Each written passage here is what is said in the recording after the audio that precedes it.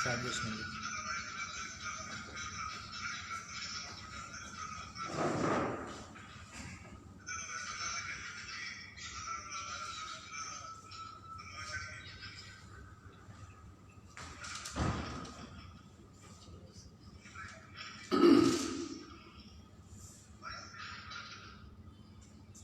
అందరికీ నమస్కారాలు. జిల్లా అధ్యక్షులు నరసింహారెడ్డి గారు, రాష్ట్ర నాయకులు ఆచార్య గారు, రాష్ట్ర ప్రధాన కార్యదర్శి డాక్టర్ మనోహర్ రెడ్డి గారు, జిల్లా పదాధికారులు, రంగారెడ్డి జిల్లా సంబంధించి ప్రజా ప్రతినిధులు, కార్యకర్త సోదర సోదరిమణులు, పాత్రికేయ మిత్రులు, ఈరోజు దేశవ్యాప్తంగా కూడా భారతీయ జనతా పార్టీ ఎమర్జెన్సీ వ్యతిరేక దినోత్సవంగా జరుపుకుంటున్న విషయం అందరికీ విదితమే. అందులోని భాగంగానే ఈరోజు రంగారెడ్డి జిల్లా ప్రత్యేకంగా ఈ సమావేశాన్ని ఏర్పాటు చేసి ఎమర్జెన్సీ యొక్క పూర్వపరాలు ఈనాటి తరానికి ఎమర్జెన్సీ గురించి వారు విన్నారే తప్పితే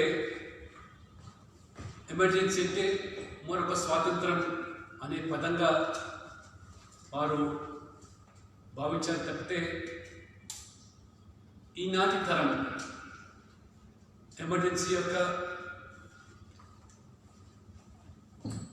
ఇబ్బందులు, ఆనాడు ఇందిరాగాంధీ యొక్క అరాచక పాలన,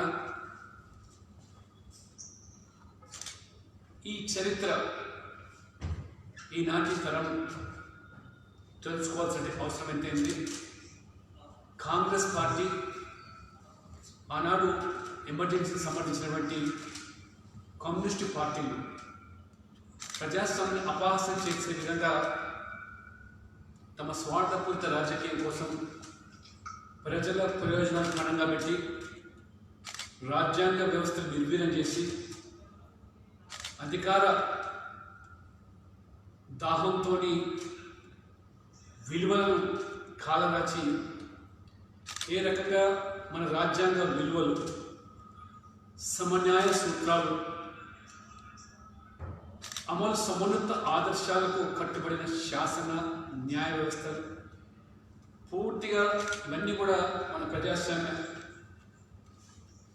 భారతానికి కంఠభరణాలుగా ఉన్నటువంటి వీటిని ఏ రకంగా నిర్ణయం చేశారు, ఏ రకంగా ఈనాటి తరము ఎమర్జెన్సీ గురించి వినడమే తప్పితే వారు అనుభవించలేదు. మా తరం ఏదైతుందో స్వాతంత్రం గురించి మన పూర్వీకులు పూజ్యులు మహాత్మా గాంధీ ఆనాడు స్వాతంత్ర ఉద్యమానికి నాయకత్వం వహించి ఏ రకంగా స్వాతంత్ర సమపార్జన కోసం ఆ రోజు దేశమంతా కూడా ఒకటే మరి ఆ బ్రిటిష్ పాలకుల యొక్క బానిస సంఖ్యల నుంచి విముక్తి కోసం ఒక సుదీర్ఘ ప్రజాస్వామిక పోరాటానికి ఆనాడు మరి తెరదీస్తే ఆ చరిత్ర మనం తెలుసుకొని ఆ మహనీయుల స్ఫూర్తితో, ప్రేరణతో ఈరోజు రాజకీయాల్లో కొనసాగుతున్న మాకు ఆనాడు మహాత్మా గాంధీ నుంచి మొదలుకుంటే మన రాష్ట్రానికి సంబంధించిన అనేక మంది, మన 2 తెలుగు రాష్ట్రాలు కూడా కొమ్మరం బీ నుంచి మొదలుకుంటే అనేక మంది, అల్లూరి సీతారాం లాంటి వాళ్ళు ఏ రకమైన స్వాతంత్రం కోసం ప్రాణాలు లెక్క చేయకుండా త్యాగం చేసి ఈరోజు మనం ఈ స్వేచ్ఛా వాయులు, ఈ స్వాతంత్రాన్ని అనుభవిస్తున్నామంటే వారి యొక్క మరి భిక్ష అని మనం మరవలేము. అందుకనే ఈరోజు మన ఈ ఆధునిక భారత చరిత్రను కనుక ఒకసారి పరిగణలోకి తీసుకొని పరిశీలిస్తే స్వాతంత్రానికి ముందు, స్వాతంత్రం తర్వాత ఏ రకంగా మన భారత చరిత్రను విభజించడం ఎంత సహేతుకమో, స్వాతంత్రానికి ముందు శ్వేతజాతి సామ్రాజ్యవాద శక్తులు వలసవాదులు పాలిస్తే, స్వాతంత్ర అనంతరం అంటే దాదాపు ఈ 75 సంవత్సరాల స్వాతంత్రంలో దురదృష్టం ఏంటంటే 55 సంవత్సరాల పైగా ప్రజాస్వామ్య ముసుగులో ఒకే కుటుంబం ఈ దేశాన్ని పాలించింది. అధికారం అంటే అదేదో మా జన్మ హక్కు అని, ఈ నెహ్రూ కుటుంబమే దీనికి మరి పూర్తిగా సర్వ హక్కులు ఉన్నాయని చెప్పి ఏ రకంగా వారు భావించి ఎప్పటికప్పుడు కూడా రాజ్యాంగ వ్యవస్థలను నిర్వీర్యం చేస్తూ అధికారాన్ని కాపాడుకోవడానికి వాళ్ళు పన్నిన పన్నాగాలు మనం ఈ యొక్క ఎమర్జెన్సీ ముందు, ఎమర్జెన్సీ తర్వాత కూడా ఒకసారి మనం ఈ యొక్క ఆధునిక భారత చరిత్రను మనం విభజించి చూడాల్సిన అవసరం ఎంతైంది. స్వాతంత్రానంతరం ఎమర్జెన్సీకి ముందు దాదాపు 3 దశాబ్దాలు ప్రజాస్వామికంగా కొనసాగినటువంటి పాలనలో క్రమేణా ఇందిరాగాంధీ అధికారంలోకి వచ్చిన తర్వాత ప్రధానంగా 1971 పార్లమెంట్ ఎన్నికల్లో అక్రమ పద్ధతుల ద్వారా, అవినీతి ద్వారా ఇందిరాగాంధీ గెలిచి ప్రధానమంత్రి అయిన తర్వాత ఇందిరాగాంధీతో పోటీ చేసినటువంటి రాజ్నారాయణ్ ఇందిరాగాంధీ ఎన్నికలను సవాల్ చేస్తూ అలహాబాద్ హైకోర్టును వారు ఆశ్రయిస్తే, అలహాబాదు హైకోర్టు చాలా స్పష్టంగా ఇందిరాగాంధీ ఎన్నిక చెల్లదు, ఇందిరాగాంధీ అక్రమ మార్గాల ద్వారా, తప్పుడు పద్ధతుల ద్వారా అవినీతికి పాల్పడుతూ ప్రజాస్వామికంగా ఎన్నికల్లో గెలవలేదు కాబట్టి ఇందిరాగాంధీ ఎన్నిక చెల్లదని ఎప్పుడైతే తీర్పునిచ్చిందో ఆ తీర్పును ఇందిరాగాంధీ జీవించుకోలేక చివరికి సుప్రీంకోర్టును ఆశ్రయిస్తే కూడా ప్రభుత్వము సుప్రీంకోర్టులో సైతం కూడా ఏ రకంగా ఇందిరాగాంధీ యొక్క ఎన్నిక చెల్లదు, పార్లమెంటు సభ్యులుగా కొనసాగడానికి వీలు లేదని చెప్పి సుప్రీంకోర్టు సైతం కూడా. అయితే సుప్రీంకోర్టు ఇచ్చినటువంటి 20 రోజుల గడువును అవకాశంగా ఆసరాగా తీసుకొని ఇందిరాగాంధీ పార్లమెంట్ వ్యవస్థను భ్రష్టు పట్టించే రీతిలో జూన్ 25 ఇంతకుముందు చెప్పినట్టుగా అర్ధరాత్రి అత్యయిక పరిస్థితి విధించి, ఎమర్జెన్సీ ఏర్పాటు చేసి విధించి మొత్తం ప్రభుత్వం దాని కనుసన్నలో కొనసాగాలని, కోర్టులు లెక్క చేయకుండా, ప్రజాస్వామ్యాన్ని ఖాతరు చేయకుండా పార్లమెంటు 5 సంవత్సరాల కాలాన్ని కూడా 6 సంవత్సరాలు పొడిగిస్తూ తీసుకున్నటువంటి మరి నిర్ణయానికి మొత్తం యావత్తు దేశ ప్రజల్లో ఇందిరాగాంధీ చర్యల పట్ల ఒక పెళ్ళుబుకినటువంటి ఆవేశం, ఆగ్రహం కట్టెలు తెంచుకొని విద్యార్థులంతా కూడా దేశవ్యాప్తంగా irrespective of their affiliations to their organizations, irrespective of caste, creed, region, religion, language, అందరూ కూడా ఒకటిగా ఇందిరాగాంధీ యొక్క అవినీతి, ఇందిరాగాంధీ యొక్క అక్రమాలు,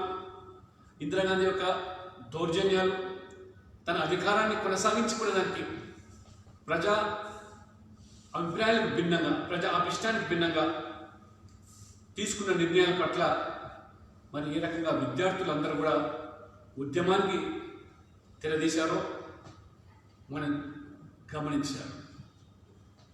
ఆ విద్యార్థి ఉద్యమానికి డాక్టర్ జయప్రకాష్ నారాయణ్ ఆ రోజు మొత్తం సంపూర్ణ విప్లవం అనే పేరుతో మొత్తం దేశం మొత్తం కూడా ఈ అవినీతిని పారదోలాలి, ఈ ప్రజాస్వామ్యంలో అవినీతికి తావు లేదని, ప్రజాస్వామిక పాలన జరగాలని చెప్పి ఆ రకంగా డాక్టర్ జయప్రకాష్ నారాయణ్ పూనుకొని దేశవ్యాప్తంగా ఉద్యమానికి సంపూర్ణ మరి విప్లవానికి వారు పిలుపునిస్తే ఆ రోజు మరి అనేక మంది పార్టీలు వేరైనప్పటికీ కూడా అందరూ కూడా ఒక వేదిక మీదకి వచ్చి అటల్ బిహారీ వాజ్పేయి నుంచి మొదలుకొని లాల్ కృష్ణ అద్వానీ గారు, చంద్రశేఖర్, జార్జ్ ఫెర్నాండిస్, చరణ్ సింగ్, మధు దండావతే, మొరార్జీ దేశాయ్, నానాజీ దేశ్ముఖ్, రామకృష్ణ హెగ్డే, సికిందర్ భట్, ఆ రోజు ఆర్ఎస్ఎస్ ప్రచారంగా ఉన్నటువంటి నరేంద్ర మోడీ సైతం కూడా ఈ అత్యాయక స్థితికి వ్యతిరేకంగా మరి ఏ రకంగా వారు పోరాటం చేశారో, ఉద్యమంలో భాగస్వాములైనారో, ప్రజాస్వామ్య పునరుద్ధరణ పోరాటంలో ఈ ఉద్యమంలో ఆర్ఎస్ఎస్ ప్రధానమైనటువంటి భూమిక పోషించింది. రాష్ట్రీయ స్వయం సేవక సంఘం తన వంతు పాత్రను పోషించింది, తనదైనటువంటి కర్తవ్యాన్ని నిర్వర్తిస్తూ ఆ రోజు ఉవ్వెత్తున కొనసాగుతున్న ఉద్యమాన్ని అణిచివేయడానికి మరి ఆ రోజు ఇందిరాగాంధీ సర్వ అధికారాలను చేతిలో తీసుకొని ఏ రకంగా అంతర్గత భద్రతా పరిరక్షణ చట్టం మీసా మెయింటెనెన్స్ ఆఫ్ ఇంటర్నల్ సెక్యూరిటీ యాక్ట్ని తీసుకొచ్చి రాజకీయ నాయకులను, ప్రజాస్వామ్యవాదులను, మేధావులను అందరిని కూడా అరెస్ట్ చేయడం, అరెస్ట్ చేసి జైలు పంపించడం. దాదాపు ఆ రోజు 1975లో ఏ ఎమర్జెన్సీ అయితే జూన్ 25న విధించడం జరిగిందో దాదాపు 2 సంవత్సరాలు కొనసాగినటువంటి ఈ యొక్క ఎమర్జెన్సీ వ్యతిరేక ఉద్యమంలో మరి అనేక మంది దాదాపు 6330 పై చిలుకు వారు రాజకీయ కార్యకర్తలు కానివ్వండి, ప్రజాస్వామిక వాదులు, మేధావులు మరి ఆ రకంగా జైలు పాలైతే వారిలో దాదాపు 4000 పై చిలుకు ఆర్ఎస్ఎస్ భారతీయ జనతా పార్టీకి పూర్వం ఉన్న రాజకీయ పార్టీ జనసంఘకు సంబంధించినటువంటి నాయకులు, కార్యకర్తలే చాలామంది అందులో జైలు పాలైనారు. ప్రధానంగా ఆనాడు ఆర్ఎస్ఎస్ సర్సంఘ చాలక్ బాలాసాహెబ్ దేవరస్, ప్రస్తుత ఉపరాష్ట్రపతి వెంకయ్య నాయుడు, ఈరోజు కేంద్రంలో మంత్రులుగా ఉన్నటువంటి రవిశంకర్ ప్రసాద్, ప్రకాష్ జావడేకర్, రామ్ విలాస్ పాస్వాన్, మరి సీనియర్ ఆర్ఎస్ఎస్ నాయకులు దత్తాత్రేయ హోసబలే వంటి వాళ్ళు అనేక మంది, అరుణ్ జైట్లీ, స్వర్గీయ అరుణ్ జైట్లీ, స్వర్గీయ అనంత్ కుమార్ కూడా వారందరూ కూడా జైలు పాలు కావడం జరిగింది. మరి ఆనాడు మరి పార్లమెంట్ సభ్యులు సుబ్రహ్మణ్య స్వామి ఈ దేశంలో రాజకీయ నాయకులు, ప్రజాస్వామ్యవాదులను, పత్రికా విలేకరులు, యాజమాన్యాలను అందరినీ కూడా అరెస్ట్ చేసి జైలు పంపిన సందర్భంలో వారు గుట్టుగా దేశం విడిచి వెళ్ళి అమెరికా, బ్రిటన్లో ఏ రకంగా ఇందిరాగాంధీ నిరంకుశత్వానికి వ్యతిరేకంగా మరి ఉద్యమించారు, ఉద్యమానికి పిలుపునిచ్చారు, దేశ ప్రజలు ఏ రకంగా వారు ఏకం చేశారో ఇది చరిత్ర. మరి ఆనాడు ఇంతకుముందు చెప్పినట్టుగా ఆర్ఎస్ఎస్ ప్రచారంగా ఉన్నటువంటి నరేంద్ర మోడీ అజ్ఞాతవాసం నుంచి అండర్ గ్రౌండ్లో ఉండి ఎమర్జెన్సీపై వారు చేసిన పోరాటం, ఏ రకంగా జైలుకు వెళ్ళినటువంటి ఆ కుటుంబాలను వారు ఆదుకునేదానికి, ఎమర్జెన్సీ నిరసిస్తూ కరపత్రాలు, సాహితీ పంపిణీలో జైల్లో ఉన్న కుటుంబాల నాయకుల కుటుంబాలను పరామర్శిస్తూ వాళ్ళని ఆదుకునే కార్యక్రమంలో పూర్తిగా నిమగ్నమైన వ్యక్తి. ఈ రకంగా మరి ఎమర్జెన్సీ వ్యతిరేక పోరాటంలో మరి అనేకమైనటువంటి దుర్మార్గాలకు పాల్పడినటువంటి ఆ యొక్క ప్రభుత్వం, మరి ప్రధానంగా ఇందిరాగాంధీ కుమారుడైనటువంటి సంజయ్ గాంధీ వారి యొక్క దౌర్జన్యానికి పట్టపగ్గాలు లేకుండా పోయింది.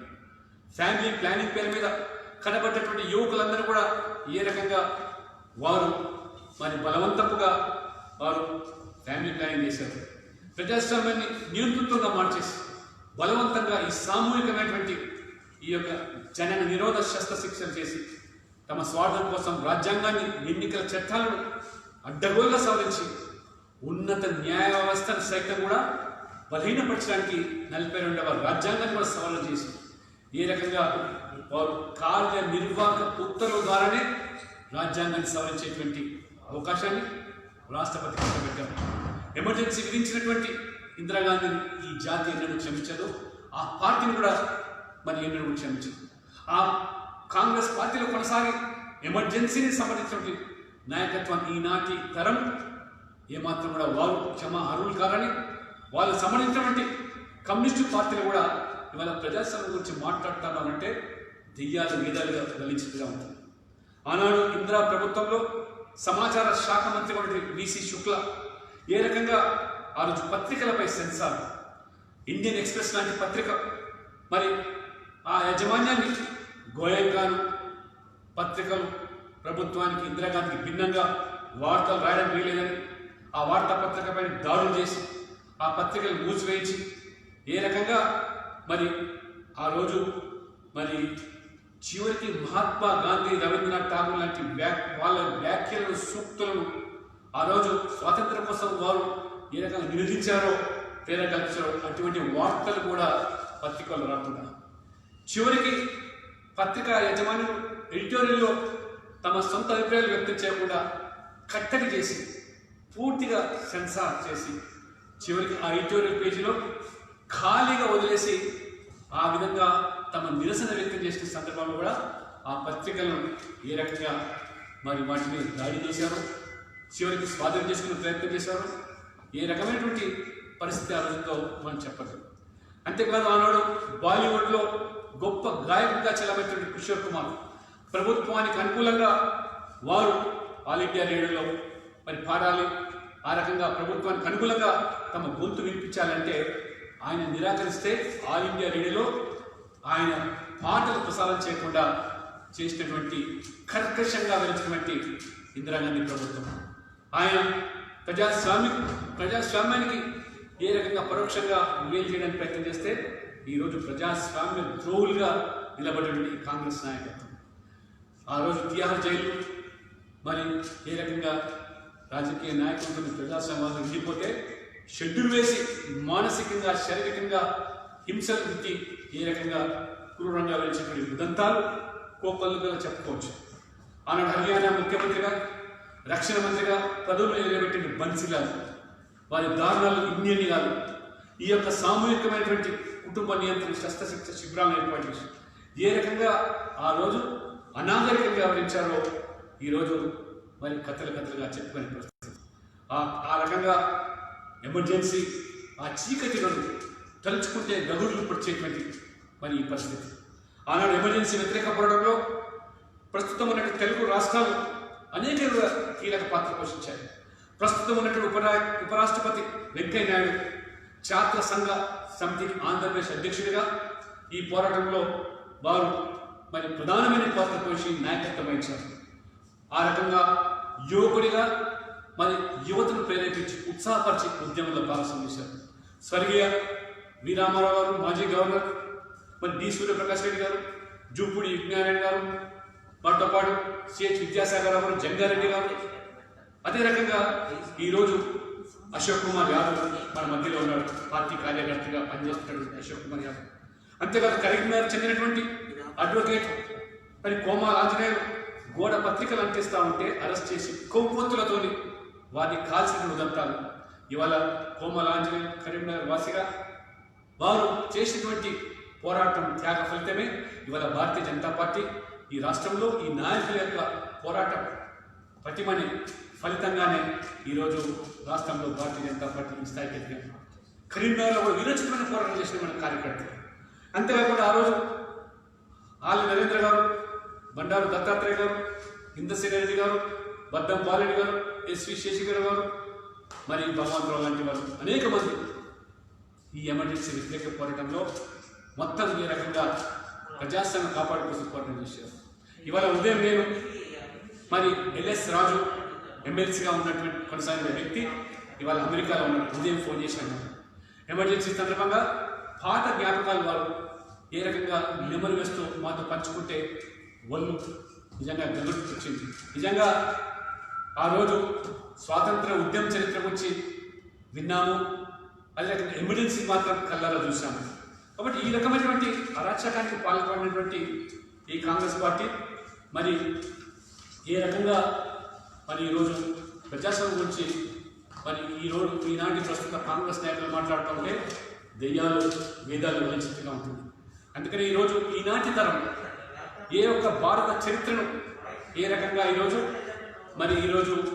మకిలి చేసి మొత్తం చరిత్రను భ్రష్టుపట్టే చరిత్ర అంటే అనువంశిక పాలన, వారసత్వ రాజకీయాలు, అక్రమ సంపాదన, అవినీతికి తెరలేపినటువంటి ఈ కుటుంబాలు ఏ రకంగా దేశాన్ని భ్రష్టు పట్టించి ఏ రకంగా మరి మన దేశం యొక్క ఆస్తులు కొల్లగొట్టారు, తమ కుటుంబాల కోసం, తమ పిల్లల కోసం ఆనాడు కాంగ్రెస్లో ఉన్నటువంటి నాయకులు ఏ రకంగా రాజకీయం అంటే అదేదో మా సొత్తు, ప్రజాస్వామ్యంలో ప్రజా అభిష్టంగా అనుగుణంగా తీర్పునిచ్చేది కాదు, మేము మాత్రమే పాలించాలి, మీరు మాత్రం మరి పాలితులు అనే రీతిలో వివరించినటువంటి ఇప్పుడు కూడా ఆ మకలి ఆ అధ్యాయం తాలూకు మరి ఛాయలు ఈరోజు పాలనలో కొన్ని రాష్ట్రాల్లో మనం స్పష్టంగా కనిపిస్తున్నాం.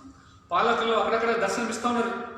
రాజ్యాంగం ప్రసాదించినటువంటి ప్రాథమిక హక్కులను తూట్లు పొడుస్తూ పౌరుల వాక్ స్వతంత్రాన్ని కూడా మరి కాల్వాసినటువంటి ఆ చీకటి రోజులను మర్చిపోలేము. ఈ చరిత్ర ఈనాటి దినానికి కనువిప్పు కావాలి. కాంగ్రెస్ చరిత్ర 100 సంవత్సరాల పైగా ఉన్నటువంటి కాంగ్రెస్ చరిత్ర ఎంత ఇవాళ మరి మకిలితో కూడిన చరిత్రను ఒక కుటుంబం కోసం మొత్తం ఈ దేశం ప్రజల ప్రయోజనాలు ఏ రకంగా పండుగ పెట్టిందో అందుకనే ఈరోజు మరి నరేంద్ర మోడీ నాయకత్వంలో ఇవాళ భారతీయ జనతా పార్టీ ప్రభుత్వం బీజేపీ కార్యకర్తలుగా గర్వపడుతుంది. ఏ సిద్ధాంతాన్ని నమ్ముకొని వాళ్ళ మనం ఈరోజు రాజకీయాల్లో పనిచేస్తున్నాం. ఇది ప్రేరణ కావాలి, స్ఫూర్తి కావాలి. నిర్ధారణకి రాజకీయాలు విలువలతో కూడుకున్న రాజకీయాలు.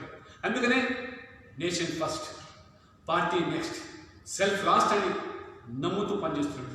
ఎన్నికల్లో గెలుపు మాత్రమే కాదు, అధికారం మాత్రమే కాదు, మరి సీట్లు ఓట్లు కాదు, ఎన్నికల్లో ఒక సేవా భావంతో ఏ యొక్క ఆర్ఎస్ఎస్ యొక్క మరి మనం ఈరోజు పాఠాలు నేర్చుకొని రాజకీయాలు కొనసాగుతున్నామో కార్యకర్తలుగా ఈరోజు మన ఈ దేశం ఎదుర్కొంటున్న గడ్డు పరిస్థితుల నుంచి ఈ సంక్షోభ సమయంలో, ఈ సంక్లిష్ట సమయంలో కూడా ప్రజాస్వామ్యాన్ని కాపాడుకోవడానికి నరేంద్ర మోడీ గారు ఈ రకంగా irrespective of party which ever is in power various states అందరితో ముఖ్యమంత్రులు సంప్రదిస్తూ అందరితో కూడా చర్చిస్తూ ప్రతిపక్షాలను విశ్వాసం తీసుకొని పనిచేస్తున్నటువంటి దానికి ఒక సామాన్యుడు ఒక ఛాయ్ అనుకునే వ్యక్తి వల్ల దేశానికి ప్రధానమంత్రి కాలేదు. ఇది ప్రజాస్వామ్యం యొక్క గొప్పదనం. భారతదేశం ఈరోజు ప్రపంచంలోని అతిపెద్ద ప్రజాస్వామ్య దేశంగా పిలువబడుతున్నదంటే ఆనాడు లాల్ బహదూర్ శాస్త్రి కానివ్వండి, లేదా మరి అటల్ బిహారీ వాజ్పేయి, ఇవాళ నరేంద్ర మోడీ లాంటి మహనీయులు నాయకులు నిస్వార్థంతో ఈరోజు వాళ్ళ కుటుంబ సభ్యులు ఎవరు ఎక్కడ ఏ స్థితిలో ఉన్నారో వాళ్ళ మొత్తం దేశ ప్రజలు గమనిస్తున్నారు.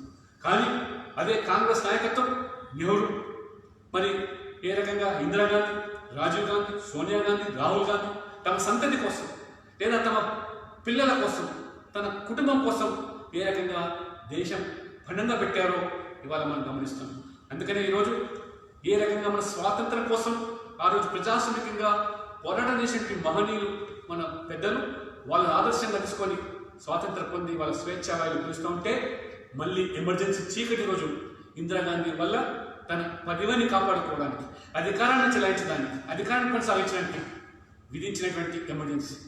ఆ ఎమర్జెన్సీ తర్వాత ప్రజలు ఏ రకంగా ప్రజాస్వామికవాదం జరిగినటువంటి 77లో ఎన్నికలు, పార్లమెంట్లో ఎన్నికలు జరిగితే ఆ రోజు భారతీయ జనసంఘం ఉన్నటువంటి ప్రస్తుత భారతీయ జనతా పార్టీ లోక్నాయక్ జయప్రకాష్ నారాయణ పిలుపునందుకొని అన్ని పార్టీలు ఏకమై ఇందిరాగాంధీ యొక్క నేతృత్వం మనం ప్రజాస్వామికంగా ఎదుర్కోవాలి, మనమందరం కూడా ఎన్నికల ప్రక్రియలో భాగంగా మనమందరం కూడా ఓడించాలని చెప్పి ఇచ్చిన పిలుపునందుగా ఆ రోజు భారతీయ జనసంఘం జనతా పార్టీలు విలీనమైపోయి ఆ రకంగా అన్ని పార్టీలు కలిసి జనతా పార్టీ పేరు ఎన్నికలు పోటీ చేస్తే ఆ రోజు కాంగ్రెస్ నాయకులు ఏ రకంగా చిత్తుగా ఓడిపోయినారు. ఇందిరాగాంధీ లాంటి నాయకులు ఆ రోజు సామాన్యులైన మరి రాజధాని చేతులు ఓడిపోయారు. అనేక మంది ఆ రకంగా.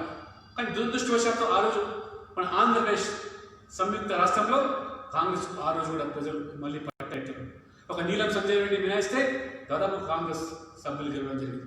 అయినప్పటికీ మొరార్జీ దేశాయ్ పాలన ఏ రకంగా కొద్ది కాలమైనప్పటికీ కూడా చక్కటి పాలన, ప్రజాస్వామిక పాలన, అందులో వాజ్పేయి గారు, అద్వానీ గారు కేంద్ర మంత్రులుగా కొనసాగి ఒక మచ్చలేని నాయకత్వాన్ని, మచ్చలేనటువంటి పాలన అందించారో ప్రజలు గమనించారు. అనంతర పరిణామాల వల్ల 1980లో జనతా పార్టీ నుంచి భారతీయ జనసేనలో ఉన్న నాయకులు బయటకు వచ్చి భారతీయ జనతా పార్టీ స్థాపించి ఈరోజు ప్రపంచంలోని అతిపెద్ద రాజకీయ పార్టీగా రూపాంతరం చెందిందంటే నిజంగా మన నాయకులు చేసే కృషి త్యాగం ఫలితమే ఇవాళ భారతీయ జనతా పార్టీ కార్యకర్తలు గర్వపడతా ఉన్నారు. ప్రపంచంలో అతిపెద్ద రాజకీయ పార్టీలో పనిచేస్తున్న కార్యకర్తలు అధికారం కోసం కాదు, అనేక సిద్ధాంతాన్ని నమ్ముకొని పనిచేస్తున్నాం. ఏ సిద్ధాంతం కోసం పనిచేస్తున్నాం? ఇవాళ 370 ఆర్టికల్ రద్దు విషయంలో కానివ్వండి, యూనిఫామ్ సివిల్ కోడ్ విషయంలో కానివ్వండి, ఏ రకంగా ఒకే దేశం ఒకే ప్రజ ఒకే చట్టం అనే నినాదంతో వాటన్ని కూడా మన కళలను సాకారం చేసినటువంటి నాయకత్వం నరేంద్ర మోడీ నాయకత్వం. కానీ కాంగ్రెస్ యొక్క అరాచకాలు, అవినీతి, ఏ రకంగా అప్రజాస్వామిక చర్యలు, న్యాయ వ్యవస్థలు, శాసన వ్యవస్థలు, పత్రికా స్వేచ్ఛను హరింపజేసి ఏ కుటుంబం కోసం మనం తాకట్టు పెట్టారో అటువంటి కాంగ్రెస్ నాయకులను ఈ దేశ ప్రజలు క్షమించరు, క్షమార్హులు కాదు. ఆనాటి ఎమర్జెన్సీ సంబంధించిన వాళ్ళు కూడా ఈరోజు వారికి నిజంగా రాజకీయాల్లో ఉండే నైతిక హక్కు లేదు. ఆ కాంగ్రెస్ పార్టీ ఈనాడు మరి ఆ రోజు మహాత్మా గాంధీ చెప్పినట్టుగా స్వాతంత్రానంతరం కాంగ్రెస్ పార్టీని రద్దు చేయాల్సింది పోయి కేవలం కుటుంబం కోసం తాకట్టు పెట్టిన చరిత్రను ఈనాటి తరం తెలుసుకోవాల్సిన అవసరం ఉందని చెప్పి ఈ సందర్భంగా తెలియజేస్తూ, ప్రధానంగా ఈరోజు మనం గమనిస్తాము ప్రజాస్వామ్యం కాపాడుకోవాల్సిన బాధ్యత కార్యకర్తలుగా మన మీద ఉన్నది, యువత మీద ఉన్నది. సందర్భం ఎప్పుడొచ్చినా స్వాతంత్రం కోసం ఏ రకంగా పోరాటం చేశాం, ప్రజాస్వామికంగా సాధించుకున్నాం స్వాతంత్రం. ఎమర్జెన్సీకి వ్యతిరేకంగా ప్రజా పోరాటాలు, ప్రజా ఉద్యమాలు ప్రజాస్వామ్యంగా చేసి ఎమర్జెన్సీ ఏ రకంగా ఓడించామో ప్రజాస్వామ్యం గెలిపించాం. ఆ తర్వాత మనం చూసాం అనేక పరిణామాలు. ప్రజాస్వామికంగా అయోధ్య ఉద్యమం, మరుపురానటువంటి ఉద్యమం మొత్తం దేశ ప్రజలు ఎక్కువ చేసింది. ఎందుకంటే కోట్లాది ప్రజల మనోబోలతో ముడిపడినటువంటి రామ మందిర నిర్మాణం అయోధ్యలో కావాలని మొత్తం ఆ రోజు సమాజం నిలదీస్తే ఒకటై నిలబడ్డది. ఇవాళ నరేంద్ర మోడీ ప్రధానమంత్రిగా దేశ ప్రజలు కళలు సాకారం చేస్తూ ఒక భవ్యమైన రామ మందిర నిర్మాణం కోసం ఇవాళ ఈ ప్రభుత్వం దోహదపడుతోంది. అంతేకాదు మన రాష్ట్రంలో తెలంగాణలో కూడా ఆ రోజు ప్రజాస్వామికంగా ఏ రకంగా తెలంగాణ రాష్ట్ర సాధన కోసం జరిగినటువంటి ఉద్యమం ఒక మరుపురాని ఉద్యమం. ఆ మరుపురాని పోరాటంలో అనేక మంది ఆవుతులైనారు, బలిపై అయిపోయినారు. తెలంగాణ రాష్ట్రాన్ని సాధించుకున్నాం ప్రజాస్వామికంగానే. కాబట్టి ఈ రకంగా హింసకు తావు లేకుండా ఈరోజు ప్రజాస్వామ్యం గెలుపు నిరూపించే చరిత్ర మన దేశానికి. మన రాష్ట్రంలో కూడా తెలంగాణ సాధనలో ఏ రకంగా 1300 మంది బలిదానమైనప్పటికీ కూడా తెలంగాణ వాదులంతా కూడా మరి నిరంతరమైనటువంటి పోరాటం వల్ల, సుదీర్ఘమైనటువంటి ఉద్యమం వల్ల ఏ రకంగా తెలంగాణ సాధించుకున్నామో అది దురదృష్టవశాత్తు సాధించుకున్న తెలంగాణ 6 సంవత్సరాలుగా వస్తుంది. ఈరోజు తెలంగాణలో ఒక అప్రకటితమైనటువంటి ఎమర్జెన్సీ కొనసాగుతుంది. ఆనాడు ఇందిరాగాంధీ స్వార్థ రాజకీయ అధికారం కోసం మరి ఏ రకంగా ఇందిరాని ఇండియా అనేటువంటి బారువా లాంటి నాయకులు ఏ రకంగా చెలామయ్యారో అటువంటి పరిస్థితి వల్ల మళ్ళీ తెలంగాణ కలుపుతుంది. కేసీఆర్ తెలంగాణ కేసీఆర్ మన జాతిపిత అనే స్థాయికి దిగజారే విధంగా ఈరోజు తెలంగాణ ద్రోహులు ఇవాళ మాట్లాడుతున్నారు. ఆ రకంగా మరి ఏ అమర వీరుల బలిదానాలతో ఏర్పడ్డ తెలంగాణలో ఇవాళ కేసీఆర్ గారు మళ్ళీ కుటుంబ స్వార్థం కోసం అప్రకటితమైన ఎమర్జెన్సీ నడుస్తూ ఉంది. కేసీఆర్ ఇవాళ ప్రగతి భవన్లో కూర్చొని పోలీసు బాడీలతో బెదిరిస్తూ నిజాంను, హిట్లర్ను ఏ రకంగా తలపించే రీతిలో ప్రవర్తిస్తున్నాడో మనం గమనిస్తున్నాం. సచివాలయానికి వెళ్లకుండా, ప్రజలకు దర్శనం ఇవ్వకుండా, కనీసం మంత్రులకు ఎమ్మెల్యేలకు కలవకుండా ఏ రకంగా ఈరోజు ప్రజాస్వామ్యం అపాసం చేసే విధంగా ఒక నియంత్రణలాగా గెలుస్తున్నాడు. కనీసం ప్రతిపక్షాలను ఇవాళ విశ్వాసం తీసుకోకుండా, ఇవాళ ప్రజాస్వామిక వాదనలు చర్చించకుండా ఏ రకంగా ఏకపక్షంగా ఉరితెద్దు పోకలతో పోతున్నాడో తెలంగాణ సమాజం గమనిస్తుంది. ఇవాళ మరి మీడియా నోరు నొక్కేసి, ఆనాడు ఏ రకంగా ఎమర్జెన్సీ సమయంలో మీడియా నోరు నొక్కేశాడో ఇవాళ మీడియాను కూడా మొత్తం నోరు నొక్కేసి కనీసం పత్రికా స్వేచ్ఛను హరింపజేసి ఇవాళ ప్రతిపక్షాలను తొక్కేసి ఉపాధ్యాయులకు ఉప్పు రాయంత విలువ కూడా ఇవ్వకుండా నియంత్రణ ప్రవర్తిస్తున్నాడు. అయినా వాళ్ళకి ఆకులు కానీ వాళ్ళ కంచాలు అన్నట్టుగా మరి ఈరోజు మరి తనకు కావాల్సిన వాళ్ళకి అందలం ఎక్కిస్తూ ఇష్టానురీతిన తన చక్రవర్తిలో ప్రవేశిస్తున్నాడు. మరి ఆ రకంగా మరి కావాల్సిన వాళ్ళకు ఆకులు నచ్చకపోతే ఏ రకంగా వాళ్ళు విసిరి వేస్తున్నారో మనం గమనిస్తున్నాం. కాబట్టి ఒక చక్రవర్తిలా ఈ రాష్ట్రాన్ని పాలిస్తాము. ప్రజా దర్బార్లు రద్దు చేస్తాము. అధికార కేంద్రంగా రాజ్యాంగ విలువలను తొందరలో తొక్కేసి ఉద్యమంలో ఏ రకంగా ప్రజలు రెచ్చగట్టారు. ఆంధ్ర వాళ్ళు మన నీళ్లు, నిధులు, ఆ రకంగా నియామకాలు దోచుకున్నారని చెప్పి మరి రెచ్చగొట్టేటువంటి మరి కేసీఆర్ గారు ఈరోజు అటువంటి మరి వ్యాపారం ఆ వర్గాలతో వ్యాపారాలు చేస్తూ కాంట్రాక్ట్లు ఇస్తూ తెలంగాణ ప్రజల యొక్క సంపదను దోపిడీ చేస్తూ ఈ రకంగా దోచుకుంటూ ఇవాళ కాంట్రాక్టుల మేలు కోసం పనిచేసే విధానం ప్రజాస్వామ్య పద్ధతిలో పోరాడి స్వాతంత్రం సాధించుకున్నాం. ప్రజాస్వామ్య పద్ధతిలో పోరాడి తెలంగాణ సాధించుకున్నాం. ఇవాళ అందరం కూడా తెలంగాణ విమోచన కోసం ఏదైనా పనిపడ్డామో మరొకసారి ఈరోజు ఈ యొక్క మజ్లిస్ కబంధ హస్తాలు చిక్కుకున్నటువంటి ఈ యొక్క కేసీఆర్ టీఆర్ఎస్ పార్టీ ఏ రకంగా ఇవాళ మజ్లిస్ ఎజెండాను అమలు చేస్తూ ఈ రాష్ట్రంలో తెలంగాణ విమోచన దినోత్సవాన్ని జరుపుకోలేని ఉదంతం. ఆ రోజు ఏ రకంగా మరి నిజాం పాలన విముక్తి కోసం తెలంగాణ వాదులందరూ కూడా మరి ఏ రకంగా ఏకమై కొమ్మురం భీం, దొడ్డి కొమరయ్య, చాకల ఐలమ్మ, షోయబుల్లా ఖాన్ లాంటి వాళ్ళు ఉద్యమించి ప్రాణాలు కూడా మరి తెరించినటువంటి వాళ్ళు ఈరోజు అటువంటి బలిదానాల మీద పునాదుల మీద ఏర్పడ్డ ఈ ప్రభుత్వం ఒక కుటుంబానికి పరిమితం కావడం. అందుకనే వాళ్ళ భారతీయ జనతా పార్టీ కార్యకర్తలుగా నాయకులుగా ఈ సమాజానికి యువతకు తెలంగాణను పిలుపునిస్తాము. కాబట్టి ఏ రకంగా తెలంగాణను ఉద్యమించి సాధించుకున్నామో అదే పద్ధతిలో ఈ నియంత్రిత తెలంగాణపై మరొకసారి ప్రజాస్వామిక యుద్ధానికి ఈరోజు పిలుపునిస్తూ ప్రజాస్వామిక తెలంగాణ నిర్మాణం కోసం ముందుకు రావాల్సిన అవసరం ఎంతైనా ఉందని చెప్పి ఈ తెలంగాణ ప్రజల తెలంగాణ ప్రజాస్వామిక తెలంగాణగా మరి ఈరోజు బ్రతుకు ఈరోజు ఉద్యోగాలు లేకుండా ఈరోజు కొలువులు లేకుండా అలమటిస్తున్న నిరుద్యోగ యువత ఏ రకంగా ఇవాళ దారి తప్పుతున్నారో వాళ్ళందరికీ కూడా ఈరోజు ఎమర్జెన్సీ పోరాటాన్ని స్ఫూర్తిగా తీసుకొని ఈనాటి తరం తెలంగాణను కూడా మరి ఈరోజు కాపాడుకోవాల్సింది. ఏ యొక్క మరి వారసత్వ రాజకీయాల్లో భాగంగా ఈరోజు కేసీఆర్ గారు ఒక గడిల కోటను ఏర్పాటు చేసుకొని మరి తెలంగాణ ప్రజల యొక్క ఆశలను ఆకాంక్షలను ఏ రకంగా ఈరోజు నీరు కాస్తున్నాడో ఆ గడిల రాజ్యాన్ని బద్దలు పట్టడానికి ఒక గరీబుల రాజ్యాన్ని తీసుకురావడానికి యువత నడబిగించాలి, యువత ముందుకు రావాలి, కలిసి కట్టిగా మన కథం తొక్కుతూ ముందుకు రావాలని చెప్పి పిలుపునిస్తూ ప్రజాస్వామిక తెలంగాణ నిర్మాణం కోసం భారతీయ జనతా పార్టీ అగ్రభాగాల నుండి ఉద్యమానికి వాళ్ళ నాయకత్వం వహిస్తుందని చెప్పి నాంది పలుకుతుందని చెప్పి ఈ సందర్భంగా తెలియజేస్తూ ఎమర్జెన్సీ పోరాటం స్ఫూర్తిగా తీసుకొని తెలంగాణను కాపాడుకుందామని చెప్పి నేను కోరుకుంటూ ఈ అవకాశం ఇచ్చినటువంటి రంగారెడ్డి జిల్లా నాయకత్వానికి కార్యకర్తలందరూ కూడా హృదయపూర్వకంగా ధన్యవాదాలు చెప్తూ సెలవు తీసుకుంటాను. భారత్ మాతాకి